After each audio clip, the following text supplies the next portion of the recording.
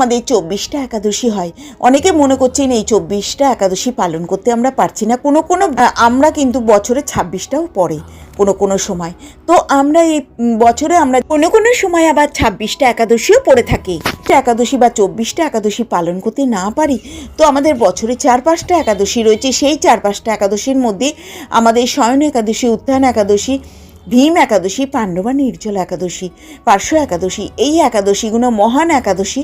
আগে পরে নিরামিষ আহার গ্রহণ করে নিষ্ঠার সহিত পঞ্চশস্য বর্জন করে একাদশীগুলো পালন করতে পারবো।